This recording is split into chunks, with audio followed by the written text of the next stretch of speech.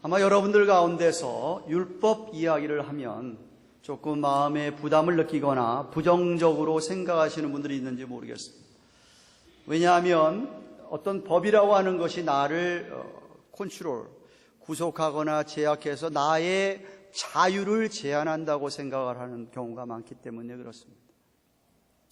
그런데 율법의 진정한 의미는 여러분을 이렇게 구속하고 제한해서 여러분의 그것을 못하게 하기 위한, 그러니까 여러분 율법하면은 그냥 하지 말라 하라 그런 것으로만 생각을 하기 때문에. 그런데 율법의 참된 의미는 그것이 아니고 정말 하나님께서 여러분을 얼마나 사랑하시고 하나님이 얼마나 여러분을 축복하시기 원하는가를 잘 나타내고 있는 것이 사실 율법입니다.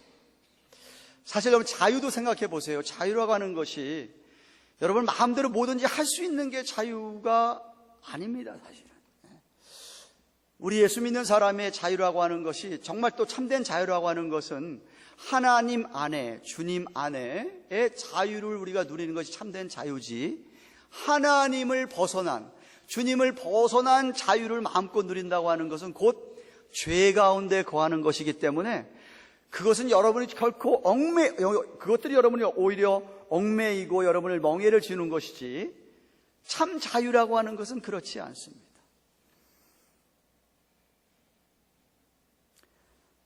한번 생각을 해보십시다. 하나님께서 우리에게 언제 율법을 주셨다고 생각을 하십니까? 넓은 의미의 율법, 하나님의 법을 생각을 하자면 우리는 처음에 에덴 동산까지 돌아가야 됩니다. 하나님께서 아담과 하와, 모든 피조물과 아담과 하와를 창조하신 후에 정말 그 낙원 같은 에덴 동산에서 모든 것 다 누리며 살도록, 무엇이든 다 먹어도 괜찮고 정말 마음껏 거기서 영원히 살도록 하나님께서 축복을 하셨습니다. 단 딱 한 가지 법을 허락해 주셨어요. 다른 거 다 좋고 누려도 되지만 저나무 하나만은 건드리지 말아라. 네가 그것을 건드리는 날에, 그것을 먹는 날에 정녕 죽을 거라고 하는 딱 한 가지의 법을 주셨었어요. 그런데 아담과 하와가 하나님의 그 법을 지키지 아니하고 뱀의 하는 말을 듣고 뱀의 말을 믿고 따랐습니다. 그래서 덥석 먹지 말라고 하는 것을 먹는 바람에 죄가 들어왔던 것이었어요. 무슨 말씀이냐 하면 아담과 하와를 위하여 정해놓은 법이었댔어요. 그냥 어겼어요. 그럼에도 불구하고 하나님은 아담과 하와, 인간을 사랑하셔서 오히려 뱀을 야단을 치시면서 뱀에게 여자의 후손이 내 머리를 칠 거다. 너는 그냥 너 꼬리를 가지고 여자를 칠지 몰라도. 그래서 정말 여사의 후손 가운데서 메시아가, 그리스도가 나셔서 사단의 머리를 치셨습니다.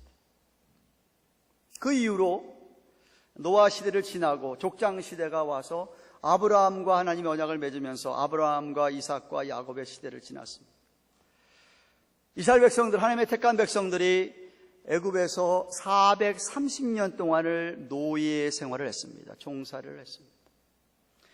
때가 되어 하나님이 그걸 보시고 안타깝게 여기시고 그들을 구원하시기로, 구출하시기로, 출애굽하게 하시기로 작정을 하시고, 그래서 모세를 지도자로 세우시고 바로 왕으로부터 이스라엘 사람들을 구원해 내셨습니다.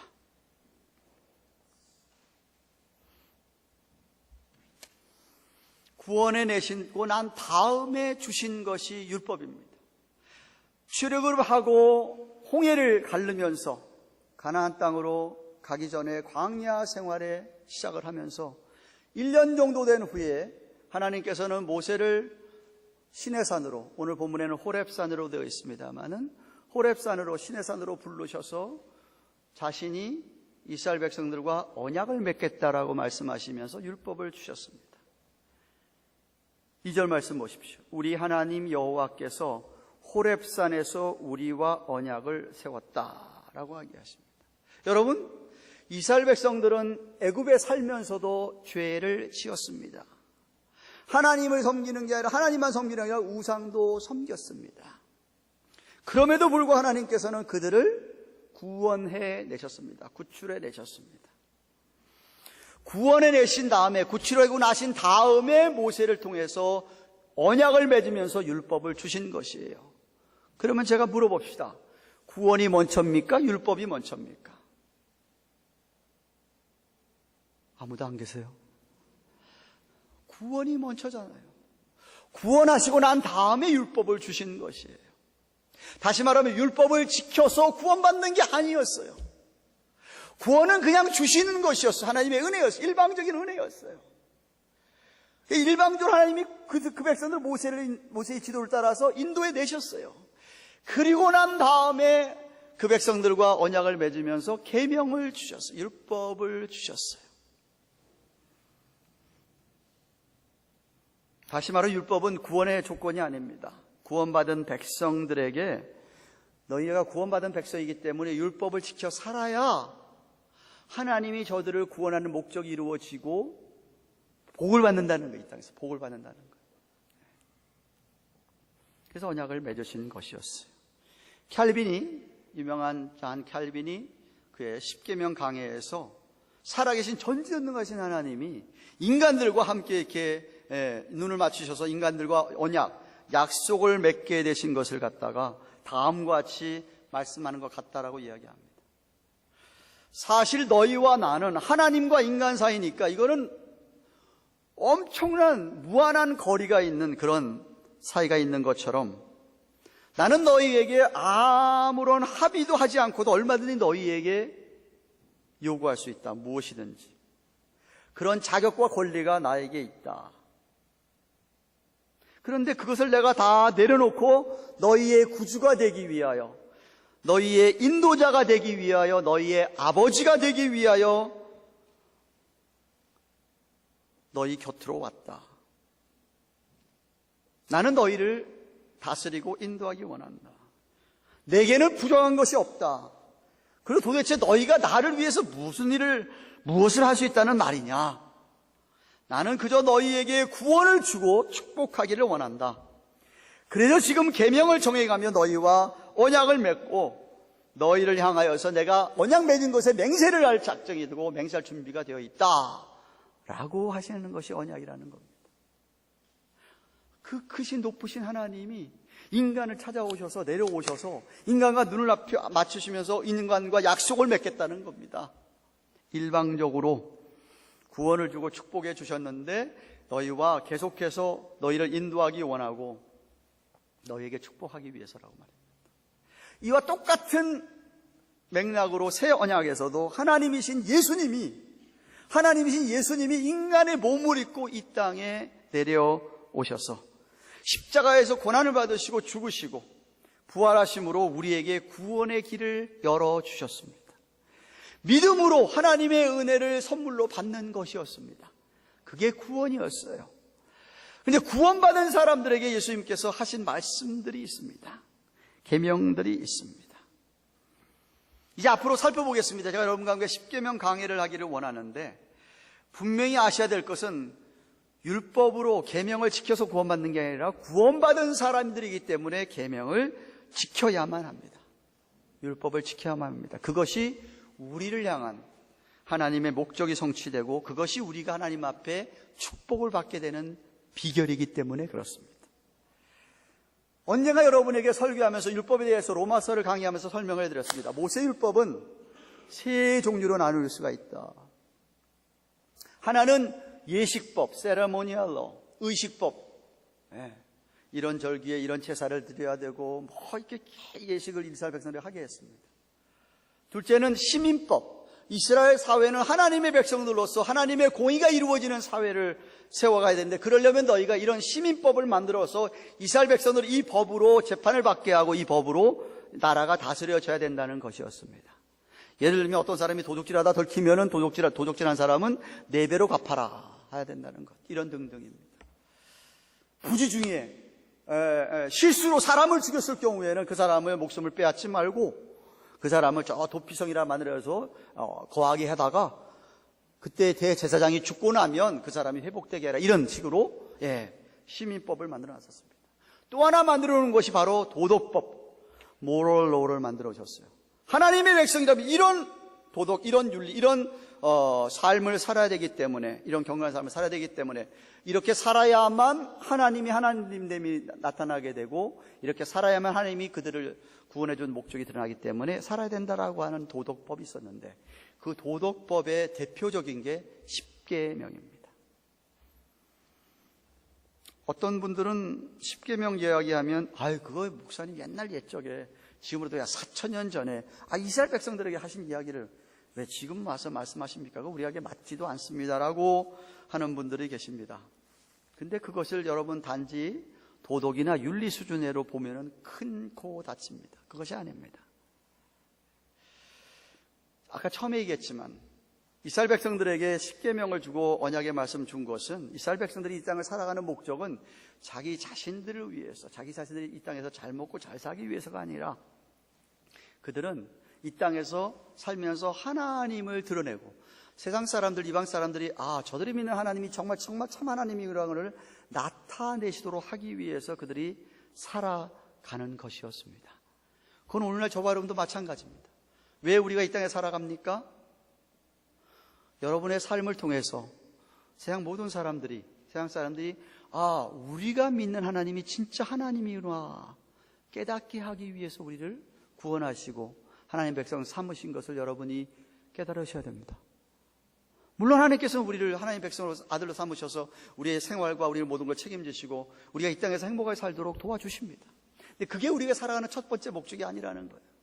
우리가 살아가는 목적은 여러분이 이 땅에서 믿는 자답게 하나님을 정말 성령님에게 삶으로 말미암아 세상 사람들에게 저 사람 보니까 저 사람 하나님 진짜 하나님이구나 라는 것을 깨닫게 하기 위해서 우리를 택하시고 구원하신 것입니다. 어떻게 하면 우리가 그렇게 나타낼 수 있느냐 하면 바로 십계명을 지킬 때 그것이 나타난다는 거예요. 근데 여러분 질문할까요? 하나님께서 모세에게 십계명을 주실 때 십계명을 어디에다가 주셨는지 아세요? 십계명 어디다 써서 주셨어요? 돌판에다 써서 주셨어요. 돌판에다가. 왜 종이, 파피러스 종이, 갈대아 종이에다 안 써주시고 왜 돌판에도 써주셨는 것 같습니까? 유명한 영국의 19세기의 청교도이자 개혁주의 신학자였던 아터 핑크는 하나님이 십계명을 돌판에 써주는 이유를 이렇게 설명합니다. 단단히 굳은 인간의 마음, 사람의 마음이 워낙 돌같이 단단하게 굳어져 있기 때문에 단단히 굳은 마음에는 하나님의 손 외에는 어느 누구도 글을 쓸 수 없기 때문에 하나님께서 손수 십계명을 쓰셨다라고 합니다. 공감이 가는 이야기입니까? 인간의 마음이 얼마나 돌같이 강팍한지. 오늘 본문은요, 모세가 이스라엘 백성들을 데리고 출애굽을 한 후에 40년 동안 광야 생활을 거의 마치고 자기는 가나안 땅, 그렇게 가고 싶은 땅을 못 들어갑니다. 저 앞에 가나안 땅이 보이는데 이 모압 평지 앞에서 출애굽의 2세들입니다. 1세들을 거의 다 죽었습니다. 여호수아와 갈렙을 제하고는 거의 다 죽었습니다. 2세들을 모아둬 놓고 하나님께서 전해주신 40년 전에 주신 율법, 그 언약의 말씀은 그 선조들을 위한 게 아니라 바로 너희들을 위한 거라고 말씀을 하십니다. 그 이야기는 오늘날 우리에게도 해당한다는 말씀입니다. 하나님의 언약은 물론 우리에게 주시는 말씀인데, 하나님이 그때 말씀을 주실 때 불 가운데 나타나서 말씀을 주셨다고 4절에 이야기하고 있습니다. 불 가운데 나타나셨기 때문에 너무나 두려워서 감히 이스라엘 사람들이 하나님께 가까이 올 수가 없기 때문에 모세가 하나님과 인간 사이의 중보자가 되어서 말씀으로 받아서 그 말씀을 너에게 전하는 거라, 말씀을 여러분에게 말하는 거라고 이야기하고 있습니다. 다시 말하면 저와 여러분들이 하나님 말씀을 듣거나 하나님 말씀을 읽거나 하나님 말씀을 본다고 하는 것은 곧 여러분이 하나님을 대면하는 것입니다. 그냥 대면할 수 없어요. 죄인인 우리가 할 수 없기 때문에 말씀을 통해서 하나님이 우리를 만나 주신다는 거예요.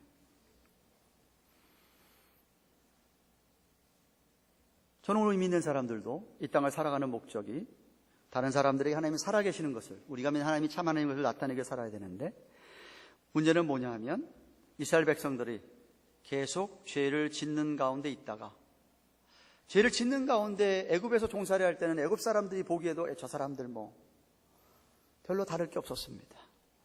그런데 출애굽을 하면서 하나님이 10가지의 상상도 못할 재앙을 애굽에 내리시면서 홍해가 그냥 쫙 갈라지고 거기를 맨땅 밟듯이 밟고 지나가게 하시고, 뒤에서 쫓아오던 바로 군대는 그대로 똑같이 물이 합쳐서 수장을 하게 하고, 그 기가 막힌 기적들을 경험하게 하면서 이들이 다시 한번 하나님에 대해 새롭게 깨닫고 정말 자유로운, 육신만 노예 생활에서 자유롭게 된 게 아니라 그들의 심령도 영혼도 자유로운 새 사람이 될 수가 있었던 것이었어요. 그래서 이 세상에서 애굽의 종살이처럼 어렵게 힘들게 고난당하고 살아가는 사람들이 있다고 한다면, 언제든지 이스라엘이 그 대면했던, 그 만났던 그 하나님을 만나면, 그 능력의 하나님을 찾게 되면, 그러면 저들도 새 사람이 산다라, 새 사람이 된다고 하는 것이었습니다. 그들이 애굽 땅에서 그렇게 구원되고 구출되어서 가나안 땅에 올 수 있었던 것은 전적인 하나님의 은혜와 도우심으로 구원을 받았습니다. 그렇기 때문에 이스라엘 백성들은 자기들 것이라고는 하나도 없었습니다. 다 하나님의 것이라고 여겼던 것이었습니다. 모든 것이 다 하나님의 은혜요, 하나님의 복이었습니다. 그런데 앞으로도 그들은 하나님의 도움을 받아서 살아가야만 했던 것이었어요. 그러므로 우리들도요, 다른 사람이 보기에, 여러분, 다른 사람들이, 안 믿는 사람들이, 하나님도 믿지 않는 사람들이 이 세상에서 우상을까지 믿으면서 다른 것을 믿고 살면서도 불구하고 우리 눈에 보기에 참 세상에서 잘 사는 것 같아도, 여러분이 그런 것 하나도 부러워할 필요가 없습니다. 부러워하시면 또 안 됩니다. 왜냐하면 하나님이 우리에게 주시는 축복은 따로 준비가 되어 있습니다. 그래서 십계명을 통해서 하나님께서 우리에게 따로 준비된 축복을 누리게 하도록 하기 위해서 하나씩 하나씩 계명을 말씀해 주시고 계시는 것입니다. 하나님이 주신 제 첫 번째 계명은 나 외에, 하나님 외에는 다른 어떤 신도 내 앞에 두지 말라는 것이었습니다. 40년 전에 주신 십계명의 말씀이 출애굽기 20장에 기록되어 있습니다. 지금 40년 후에 2세들에게, 가나안 출애굽한 2세대들에게 지금 이야기를 하는데, 오늘날 우리들에게도 하나님께서는 이야기를 하는 겁니다. 나 외에는, 하나님 외에는 너 앞에 아무것도 두지 말라라고 말씀하십니다. 여러분, 하나님께서 태초에 사람을 창조하실 때에는 하나님의 형상으로 지음을 받았다고 했습니다. 하나님의 형상으로 지음받은 모든 인간에는 본능적으로 무엇이 있느냐 하면 하나님을 찾고자 하는 마음이 있습니다. 영원한 것을 사모하는 마음이 있습니다. 그런데 인간들이 타락한 이후로 성경에 나타난 하나님을 찾는 게 아니라 우상을 만들어서 그것을 찾기도 하고 종교를 만들기도 하고 하면서 그들도 그 심령의 욕구를, 그 본능적인 영혼을 사모하는 하나님을 찾고자 하는 욕구를 자꾸만 다른 데다가 찾고 있는 것을 하나님이 아시기 때문에, 그런데 찾지 말고 오직 너희는 나만을 내 앞에 두라 라고 말씀하신 겁니다. 여러분, 이 세상 모든 사람들은 반드시 다 예외 없이 다 무언가를 믿고 살아갑니다. 하나님 안 믿는 사람들은 무언가를 믿고 사는 겁니다.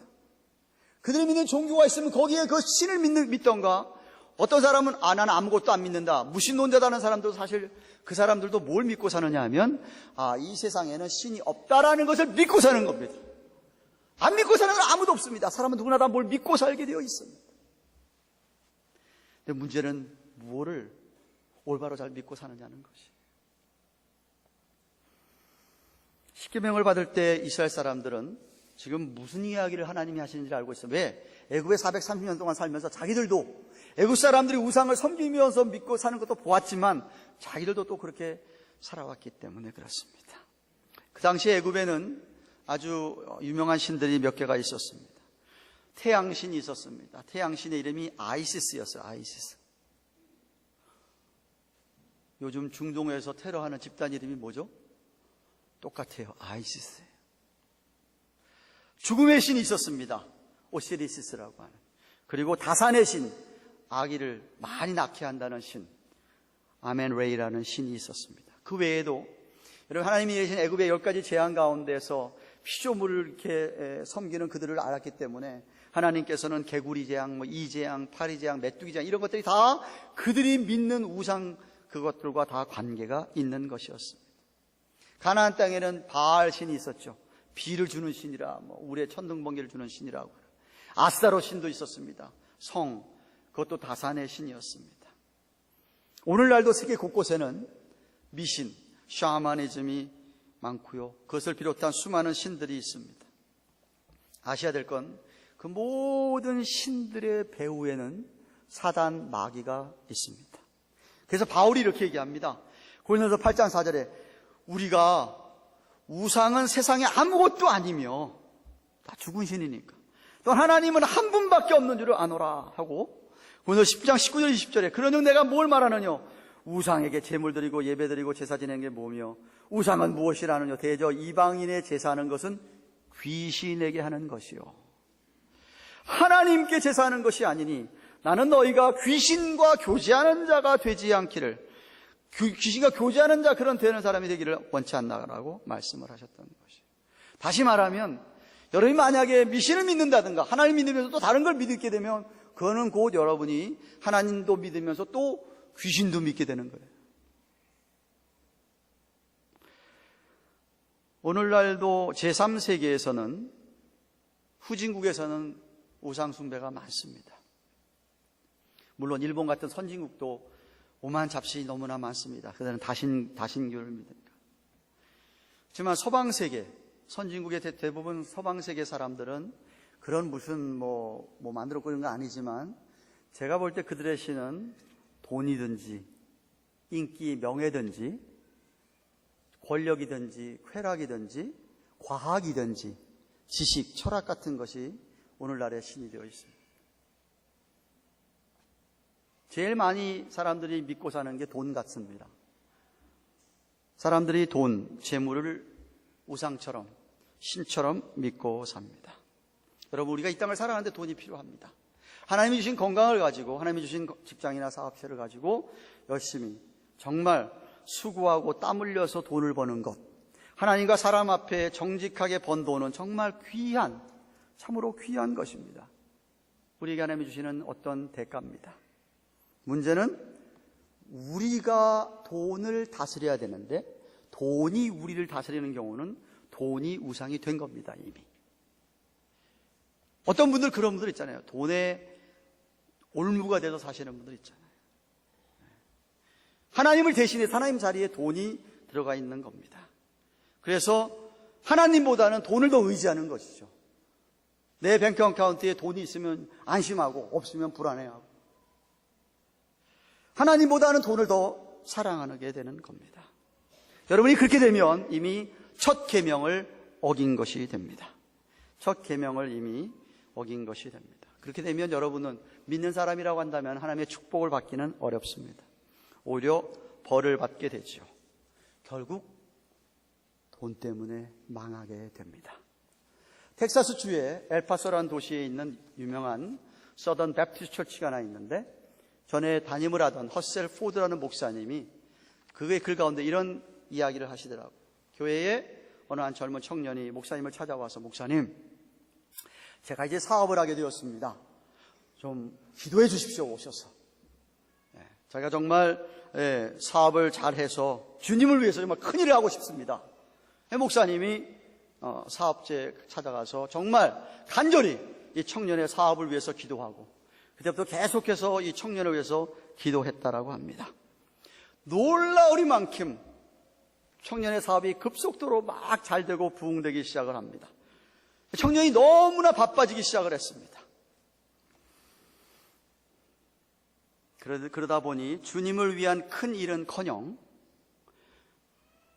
11조도, 주일 출석, 교회 출석도 점점 하지 않게 되었습니다. 그래서 목사님이 신방을 갔습니다. 청년의 사업체에 신방을 갔습니다. 그래서 왜 요즘 11조도 안 하고 교회도 잘 안 나오지?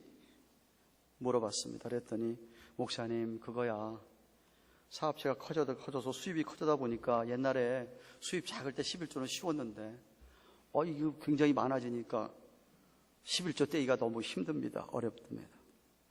교회는 왜 제대로 잘 안 나오는데? 그랬더니 사업이 너무나 바빠가지고 주일날까지도 제가 일을 하지 않으면 안 되게 되었습니다.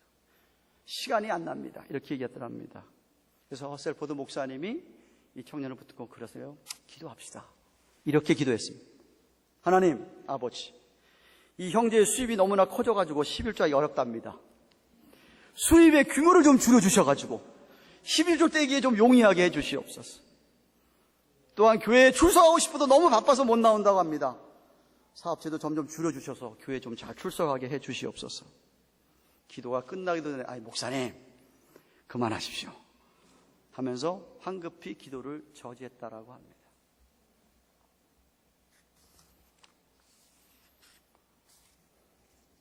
무수개기하고 남이기계 같습니까?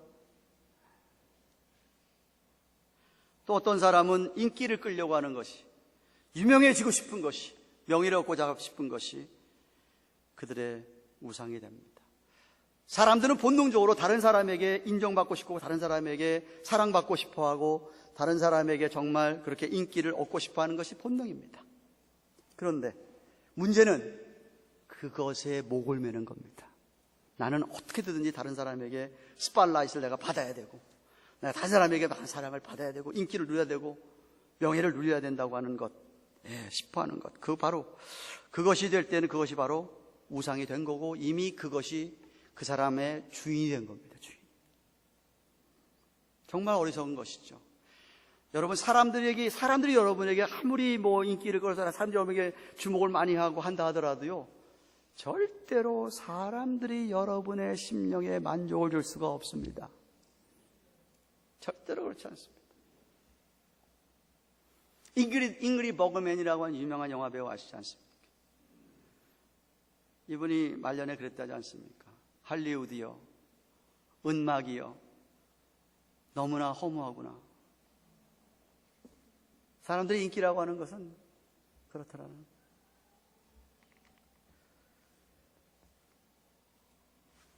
여러분, 진정한 영혼의 만족은, 기쁨은 하나님이 주시는 거예요. 여러분, 사람들에게 인기 없어도요, 사람들이 날 몰라줘도요, 하나님이 여러분을 인정하시면 여러분은 하나님이 주시는 기쁨과 만족이 있습니다. 하나님께 인정받으시면 돼요. 사람에게 인정받으러 가만히 있으실 필요 없어요. 어떤 사람은 권력에 목을 매는 분이 있습니다. 높은 자리에 올라가기 위해서 그것이 하나의 삶의 목적이 됐습니다. 그 권력을 가지면 자기가 행복해진다고 착각하는 것이죠. 얼마나 어렵습니까? 권력이라고 하는 것은 손에도 집어넣으면 금방 또 사라지는 게 권력 아닙니까? 권불 10년이라는 말도 있지 않습니까? 아니, 이 세상 역사를 보더라도 얼마나 많은 위정자들이 한때 잠깐 누렸다가 사라졌습니까? 그럼에도 불구하고 그렇게 거기에 목을 매다는 분들이 있습니다.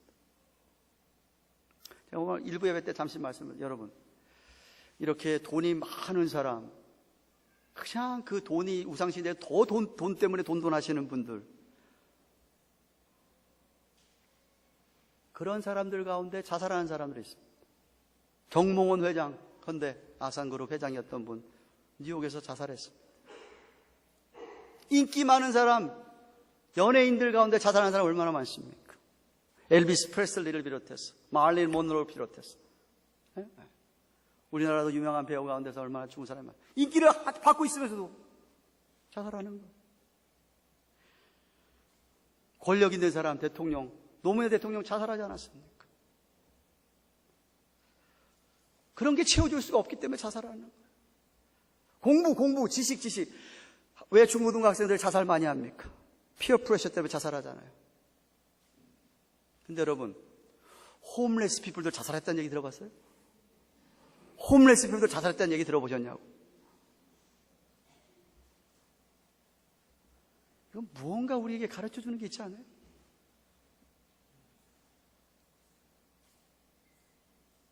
또 어떤 사람은 정욕을 채우는데 그 쾌락에 또 완전히 그 쾌락이 우상이 된 사람들도 있어요. 자기를 즐겁게 하는 거예요.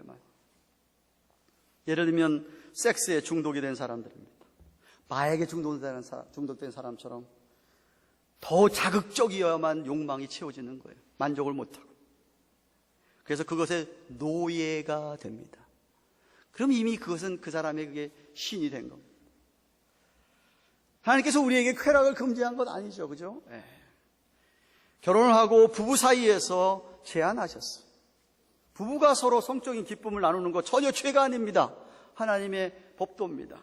하지만 성적인 욕구 자체가 우상이 되어버리면 그거는 마치 아무리 마셔도 갈증이 있는 소다나 술과 똑같은 거예요. 결국은 불행하게 됩니다. 어떤 사람은 과학이 우상이 된 사람들도 있습니다. 과학이라고 하는 건 하나님이 만들어 놓은 대천지창조에서 하나님이 만들어 놓은 걸 발견하는 것에 지나지 않습니다. 약간 뭘 응용해서 발명할 수는 있을지 몰라요.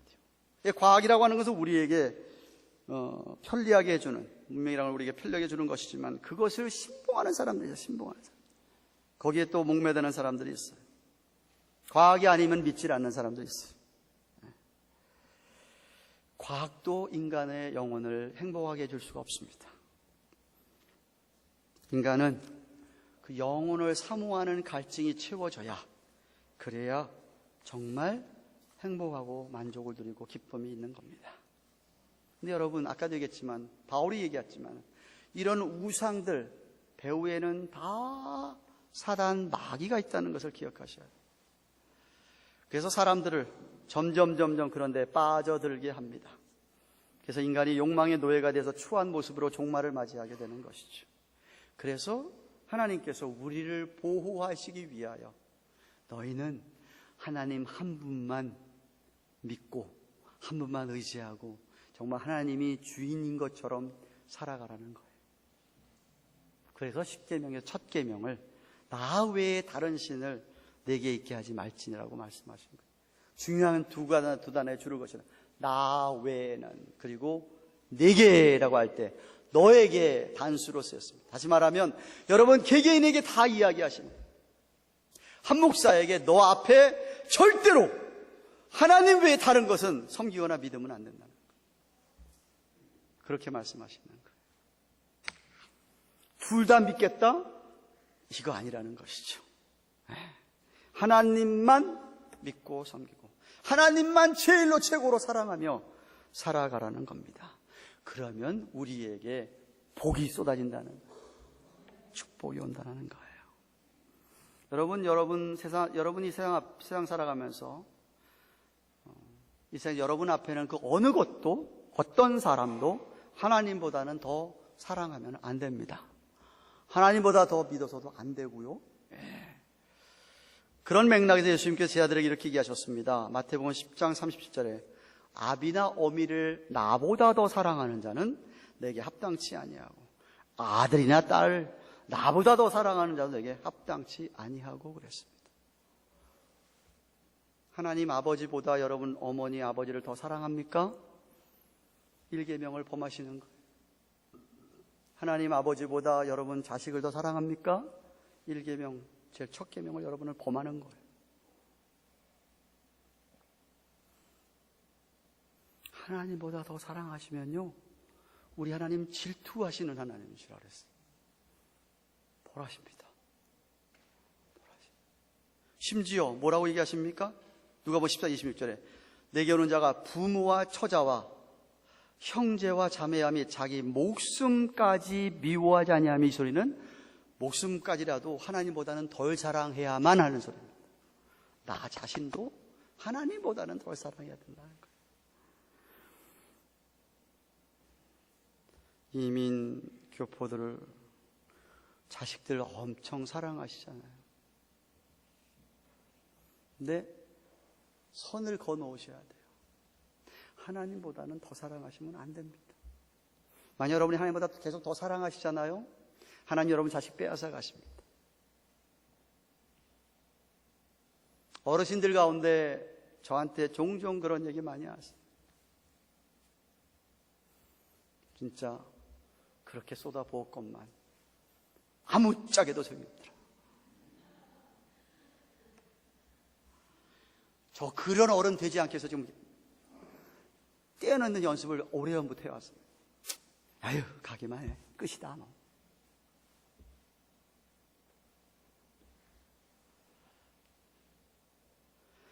사람도 그렇게 얘기를 하시는데, 부모와 자식도 그렇게 얘기하시는데, 하물며 돈, 뭐 인기, 명예, 권력, 뭐 쾌락, 뭐 과학, 지식 곤란하지 않느냐는 얘기죠.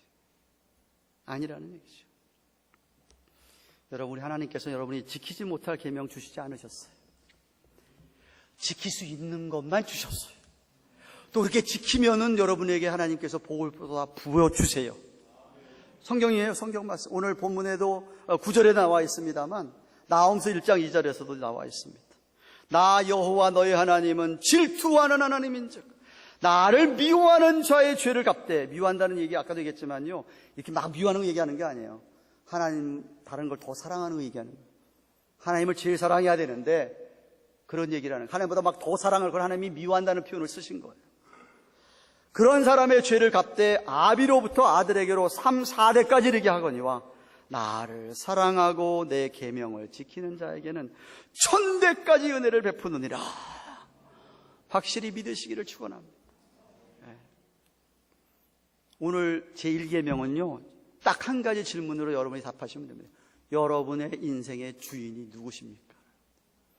무엇이 여러분을 오늘도 살게 하고 내일도 여러분을 드라이브, 살게 하냐는 얘기죠.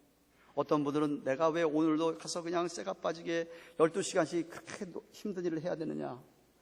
내 자식들 먹여 살려야 되기 때문에, 자식들 좋은 대학 보내고 공부시켜야 되기 때문에, 그것이 그 사람을 피곤하지만은 다음 날도 일어나서 일을 가게 한다 이거죠. 그러면 이미 그 사람은 그 자식이 우상이 된 겁니다. 무엇이 여러분을 내일도 걸어가게 하느냐는 얘기죠. 이민생활, 녹록지 않은 이민생활을 무엇이 여러분을 내일도 일어나서 하게 하느냐 이거죠. 쾌락 때문에 내 정욕 채우려고, 돈 때문에 돈,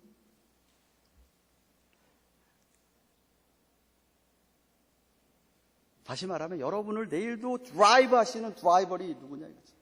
하나님이냐 아니면 마귀냐. 그래서 로마서 6장에 의의 종이냐 죄의 종이냐고 물어본 거예요. 하나님의 주권을 인정하느냐. 입으로는 하나님의 주권을 인정하면서 하나님을 향해서 주님이라고 하시면서 생활을 딱 들어가 보면은 생활의 주인은 완전히 자기 아니면 다른 것. 그러면은 1계명 다 여러분 범하시는 거예요. 그래서 여러분이 결단을 하셔야 됩니다. It's your choice. 나는 하나님을 그렇게 내 앞에 아무것도 안 하고 하나님만 두고 살 거냐? 아니면 나는 이렇게 다른 것 쫓아갈 거냐? 결단하셔야 됩니다. 여호수아서 24장 집에 가면 좀 읽어보세요. 가나안 땅을 다 정복하고 땅 다 나눠줬습니다. 이 여호수아가 이제 죽을 때가 됐습니다. 이스라엘 백성들 다 불러다 모아놓고, 야, 니들 결정해라. 나와 내 집은 여호와만 섬기겠다. 니들은 전에 섬겼던 우상 그런 것을 섬기겠냐? 결단해라 라고 여호수아가 촉구하는 게 나옵니다. 여러분 어떤 선택을 하시면서 오늘을 내일을 사시겠습니까? 전 여러분이 성령을 따라 살겠다고 결단하실 줄로 믿습니다. 정말 주님만 보고 나가시기를 축원합니다. 주님만 의지하고 말씀을 붙들면서 기도하면서 도움을 구하셔야 됩니다. 사단 마귀가 자꾸만 내게 어떻게 유혹하더라도 아니죠 하나님, 내가 주님만 더 사랑합니다. 내 눈길을, 내 손길을, 내 발길을 글로 돌릴 수가 없습니다 라고 하시면서 정말 주님을 뜨겁게 사랑하시면서 그렇게 사셔서 하나님의 축복을 여러분만 받는 게 아니라 여러분 자손 대대로 축복을 받아 누리시기를 주님의 이름으로 축원합니다. 기도하십시다.